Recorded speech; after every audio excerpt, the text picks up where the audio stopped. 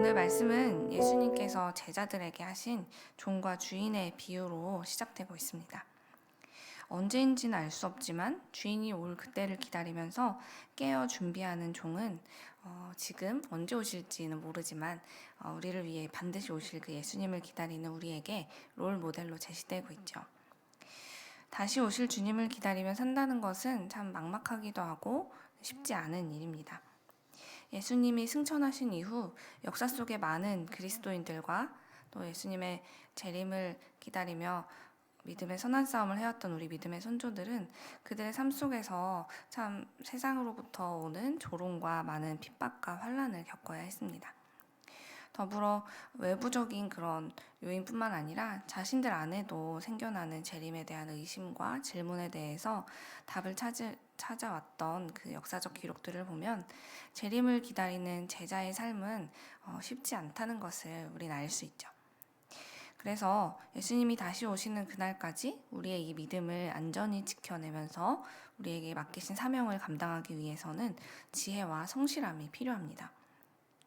그렇다면 언제일지 알 수 없는 이 재림을 기다리면서 우리는 어떠한 삶을 살아가야 할까요? 첫째로 우리는 우리가 알지 못하는 것들, 알 수 없는 것들보다 우리가 알고 있는 것에 집중해야 합니다.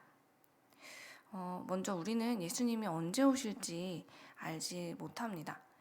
그것이 밝혀지지 않았기 때문인데요.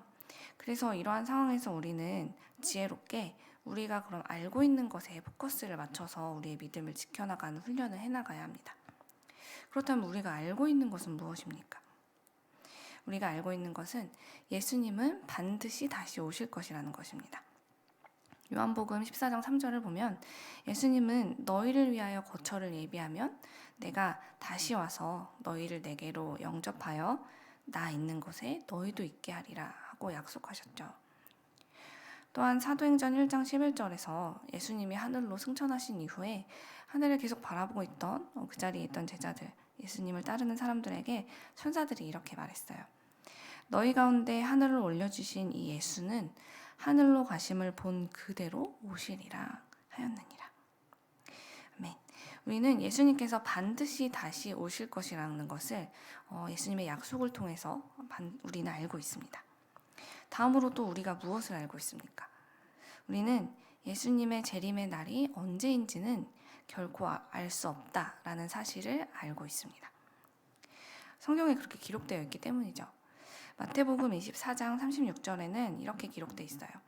그러나 그날과 그 때는 아무도 모르나니 하늘의 천사들도 아들도 모르고 오직 아버지만 아시느니라 라고 기록되어 있거든요.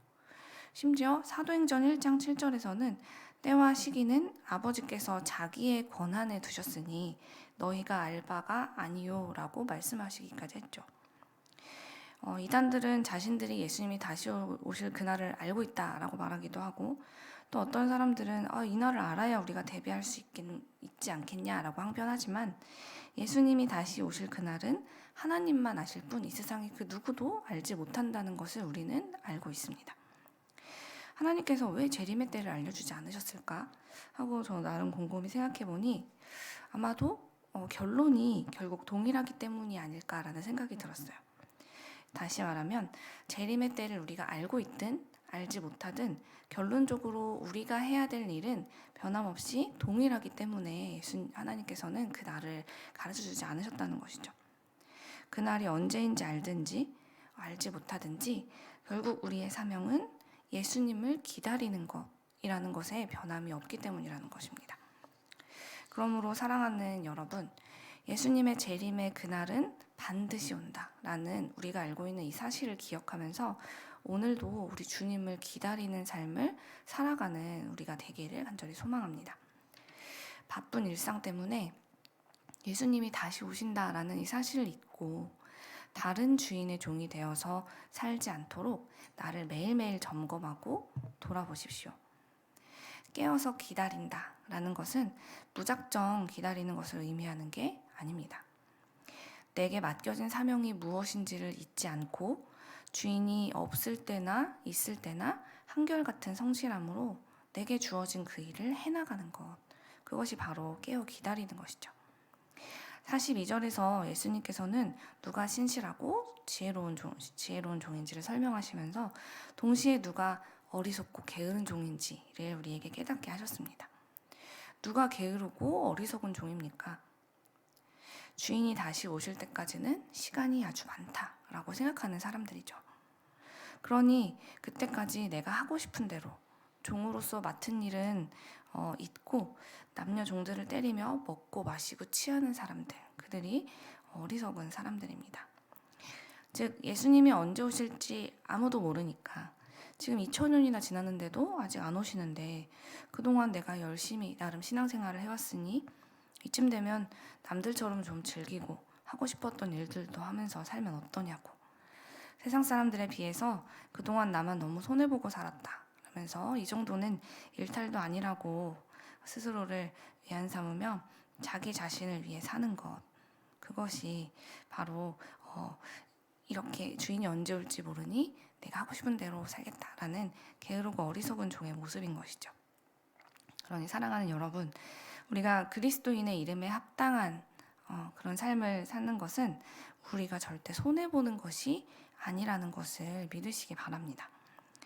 우리가 매일 예수님의 말씀을 따라 살기 위해서 다른 사람들보다 많은 것을 참으면서 주의 뜻을 이루어가고 있는 지금 이 그리스도인의 삶은요, 주인이 반드시 돌아온다라는 그 믿음이 있는 사람들에게는 당연히 겪어야 되는 삶의 과정이라는 것을 기억해야 합니다. 주인이 돌아올 것을 알기에 그것을 준비하고 있던 종과 아니란 생각으로 자기 마음대로 살았던 종의 삶의 그 끝은 매우 다른 결과를 맞이하게 되기 때문이에요. 47절과 48절에는 우리가 이미 알고 있지만 사실 모르는 척하고 싶은 원리가 기록되어 있는데요. 바로 주인의 뜻을 알고도 그 뜻대로 하지 않은 종, 즉 준비하지 않은 종과 그에 대한 주인의 심판에 대해서 오늘 말씀을 기록하고 있습니다. 반면 그 주인의 오심을 알고 기억하면서 매일 자기가 해야 할 일을 실천했던 종은 37절의 말씀처럼 주인이 오히려 종을 사랑으로 섬겨주는 그 영광스러운 면류관을 받게 된다는 기록도 오늘 우리가 읽은 본문에 적혀 있어요. 그러므로 사랑하는 여러분, 주님이 오실 때까지 우리의 매일의 삶에서 맡은 사명을 잘 감당해 나가는 우리가 되기를 간절히 소망합니다. 오늘 우리의 삶에서 단 한 명에게라도 예수님의 사랑이 드러나는 말을 살겠다고 결단해 보십시오. 우리의 삶에서 하루에 한 번만이라도 예수님의 섬김과 헌신이 드러나도록 아주 작은 것부터 내가 실천해 나가겠노라고 결단하는 우리가 되길 원합니다. 간혹 이런 생각이 들 때도 있어요. 예수님이 언제 오실지도 모르는데 남들은 하지 않는 이런 일들을 나만 쉬지 않고 꾸준히 해나간다는 건 너무 융통성 없는 게 아닐까? 쉬엄쉬엄 주님 오실 때를 맞춰서 우리도 컨디션 조절을 하면서 또 우리 중에 직분을 맡으신 분들이 더 하고 그렇게 하면 너무 힘들지 않게 살 수 있지 않은 거 아닙니까? 라는 변론을 하고 싶을 때도 있을 거예요.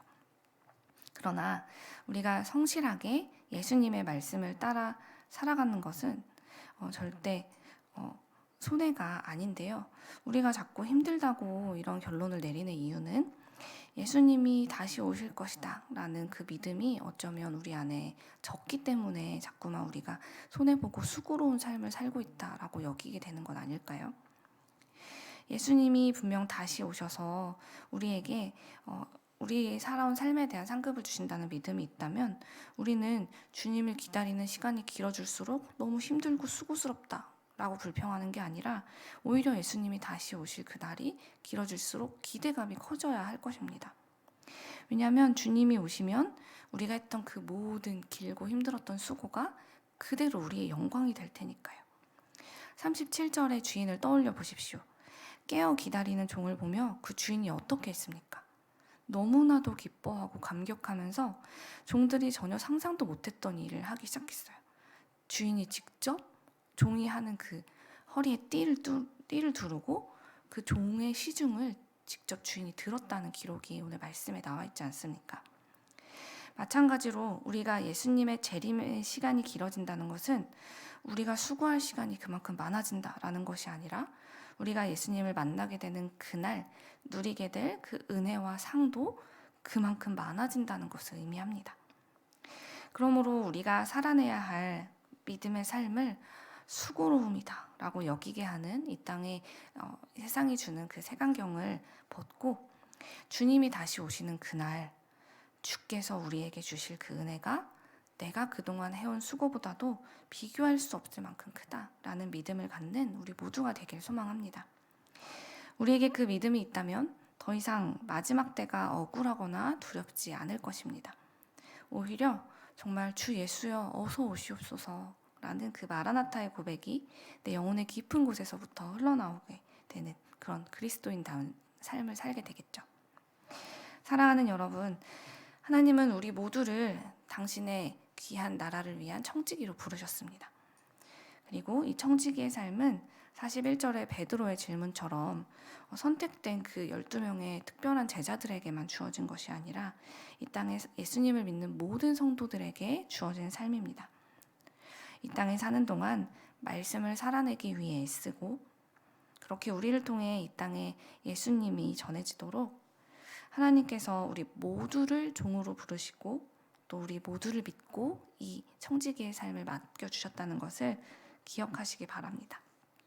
그리고 반드시 예수님은 다시 오셔서 우리의 살아온 날에 합당한 심판과 상급을 주실 것을 신뢰하십시오. 그렇게 우리의 삶의 끝에 만날 예수님께서 우리의 수고와는 비할 수 없는 크신 위로와 사랑과 은혜로 함께 하실 그날을 기다리면서 오늘도 말씀을 살아내는 세상의 101의 교회가 되길 간절히 소망합니다.